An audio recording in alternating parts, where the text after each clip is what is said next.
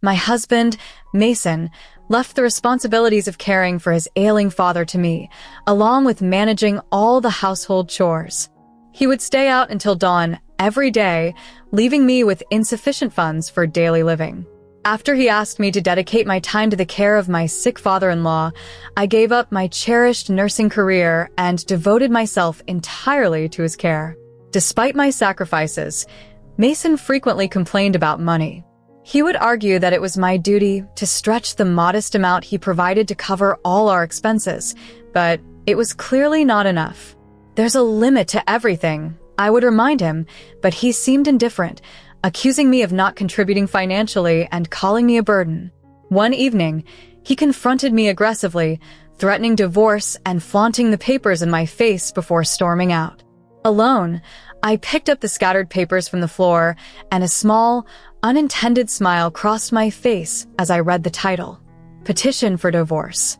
He was mistaken if he thought I would be devastated by this. My name is Chloe, and I was once a passionate nurse at a private hospital. My job was demanding, with night shifts and long hours, but I loved it deeply. It had always been my dream. Mason and I used to manage our rare time together well, maintaining a smooth relationship despite our hectic schedules. However, everything changed when Mason's father became seriously ill. He was Mason's only remaining family and could no longer live alone. Mason expressed his concern and asked me to quit my job to care for him full-time. I suggested hiring professional nursing care, considering the options available, but Mason insisted that a stranger wouldn't provide the comfort his father needed. This marked a turning point in our relationship and my life, as I navigated the challenges of caring for an ailing family member while dealing with the emotional and financial strains in my marriage. I made the decision to leave my job, not because I wanted to, but out of consideration for my kind father-in-law, who had always treated me well. Understanding the generous nature of his personality, I felt compelled to support him. After discussing it with my husband, Mason, who promised to assist more around the house, I felt we could manage this new arrangement. Initially, everything went smoothly. Mason kept his word, helping out at home, and we adjusted our spending to our new modest budget. However, as time progressed, Mason began to contribute less around the house and became less cooperative about finances. A year into our arrangement, he completely stopped assisting me and started spending his earnings freely. With my income gone, our financial situation tightened significantly. Managing the household, I sought the cheapest groceries, sometimes traveling far, and cut back on all personal expenses, including new clothes and visits to the hairdresser. Despite these efforts, making ends meet became increasingly difficult. Whenever I approached Mason about financial help, he dismissed the conversations irritably. His responses were defensive and dismissive, emphasizing that he controlled his earnings and underestimated the financial strain we were under. "Mason, we need to talk about this month's household expenses. I've already given you the money, but it's less than last month, and it's not enough. We need to adjust this. It's your responsibility to manage within the budget, not mine." As I struggled with the budget, I had to dip into my savings just to keep us afloat.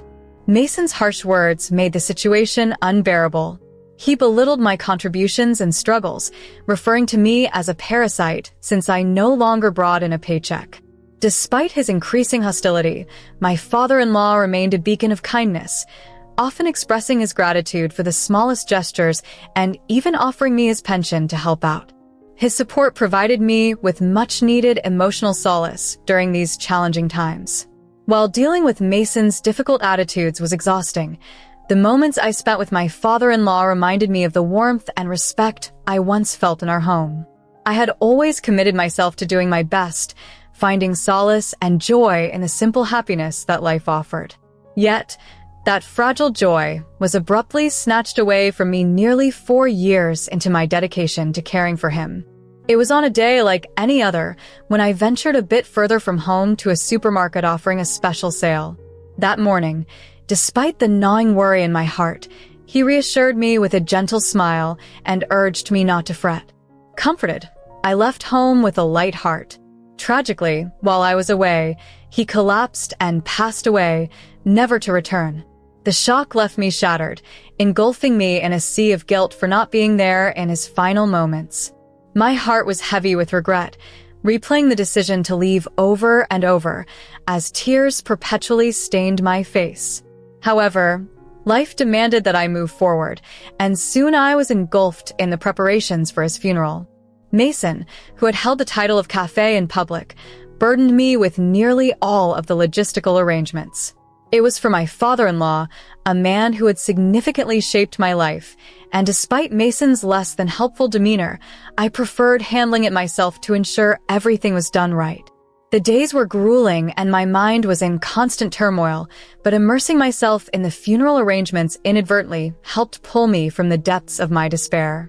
It wasn't easy, especially dealing with Mason, who often yelled at me and then idly watched TV, offering no support. Still, I persevered, committed to honoring my father-in-law properly, despite Mason receiving undue sympathy from the attendees who were oblivious to the reality of our situation. They didn't see the strain behind the scenes or the suddenness of it all that made preparations challenging.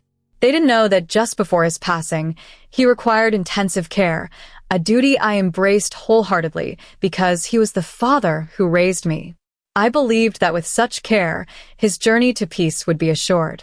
At the funeral, while expressing gratitude to those who came, I couldn't help but notice Mason's disingenuous smile as he mingled effortlessly, sharing light conversations that contradicted the gravity of our loss. His facade was infuriating.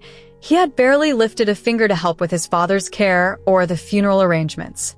There were even days he didn't bother to check on his father at all. My patience was wearing thin, but for my father-in-law's sake, I maintained my composure, though Mason's hypocrisy was almost too much to bear. I'll never forget the sorrow etched on his father's face, repeatedly coming home late at night, not speaking a word to anyone for days. Mason, on the other hand, played the part of the dutiful son as soon as his father left. The hypocrisy was palpable, and I soon found myself harboring a deep dislike for him. This feeling only intensified, clinging stubbornly even after his father's funeral. With his father gone, the pretense of our familial ties seemed unnecessary, and thoughts of divorce began to cross my mind. I debated whether ending the marriage was the right decision. My revulsion towards him grew each day, never fading. Iris, too, was caught in a web of indecision, unable to determine her next move. Our marriage had become a mere habit, a routine we followed without thought. Then, one evening, something happened that shifted everything. I went to a local supermarket and, finding it out of a needed seasoning, decided to try another store further away. As I left the second supermarket, I spotted Mason. He should have been at work, but there he was, behaving oddly. Curiosity piqued. I watched him from a distance as he entered a building, a large sign revealing it to be a consumer finance company. A chill ran through me. The sudden clarity was almost jarring, as if ice had formed in my veins. Mason hadn't just been neglecting to contribute enough for living expenses. He had been secretly borrowing money. I wondered about the extent of his debts. In that moment, my decision was made. I could no longer share my life with someone so deceitful. My feelings for him, already tepid, dissolved completely. I waited for him at home that day, determined to confront him when he arrived. When he finally walked through the door, our exchange was brief. "SRD, you're back late?" I started, my voice calm but firm. "Yikes, why are you up?" he replied, a mix of surprise and annoyance in his tone. "Nothing, what's going on?" "I want to sleep," he added hastily, eager to escape any confrontation. "Of course, you've been out until now. If you're going to be sarcastic, save it." "I'm tired from working, unlike you," he retorted. "Oh, right. I'm sorry." "But there's something important we need to discuss," I said, cutting to the heart of the matter. "What?" he asked, a trace of concern in his voice. "Let's get a divorce." The words hung in the air, irrevocable and clear. This sudden conversation caught me off guard. You see, I've been giving it a lot of thought lately. Out of nowhere, you're hinting at a divorce, questioning how I'll manage to sustain myself afterwards. Despite your belief that the financial support you provide isn't sufficient, you seem convinced that a divorce wouldn't affect me. It seems you view me merely as a self-sufficient nurse, an angel in white who can thrive without your help. With such conviction, you proposed we see a lawyer about formalizing the divorce. After that declaration, you secluded yourself in our bedroom, took a day off work, and as promised, we went to consult our lawyer. Surprisingly, you swiftly signed the divorce papers and slammed them down in front of me, making our separation much easier than anticipated. Throughout this ordeal, you kept mumbling about regret, but I chose to ignore it. Feeling the need for support, I decided to temporarily move back with my parents. When I told them about our situation, they offered their help, which I gratefully accepted. While I was packing my things at our home, I also took the opportunity to tidy your father's room. There, in a chest of drawers, I discovered his will. I shared this find with you, and your reaction was unexpectedly gleeful. You eagerly opened the envelope, but as you read through the document, your excitement turned to disbelief. The will revealed that your father's valuable stocks were left to me, accompanied by a heartfelt letter of gratitude. Shocked, you kept exclaiming that this couldn't be true. As his only son, shouldn't everything be mine, you argued. Despite your protests, the will clearly stated otherwise, validated by your father's signature. This revelation was too much for you. Overwhelmed, you fainted. I called for an ambulance, but as I watched the paramedics take you away, I felt as if we were already strangers. As they whisked you to the hospital, I realized how distant we had become. I never thought I would leave without saying goodbye, but I couldn't wait around for him to come back. So, I gathered my remaining things and moved back to my parents' place. Once things had calmed down in my life, I decided it was time to update Mason's relative, who had always been supportive, about our divorce. She listened to me with a lot of empathy, and as I shared my tale, she enveloped me in a comforting hug. After I finished, she appeared uneasy, almost embarrassed, before she finally broke the silence. In a hushed voice, she revealed that Mason had accumulated a substantial amount of gambling debt without my knowledge. This had started shortly after our marriage and had continued even after we moved in with his father. Mason's frequent visits to loan companies and his gambling were the talk of the town, something I was blissfully unaware of due to my hectic work schedule before moving in with his father. After the move, all my time was consumed by caring for my father-in-law. Mason had falsely assured others that he would settle his debts using his father's inheritance, fully confident about receiving it. However, the rumors reached his father, who then decided to exclude Mason from the will. Upon learning he would inherit nothing, Mason was so shocked he fainted and ended up in the hospital, though he was discharged soon after. Now, he's struggling to manage his debts on his own, living paycheck to paycheck.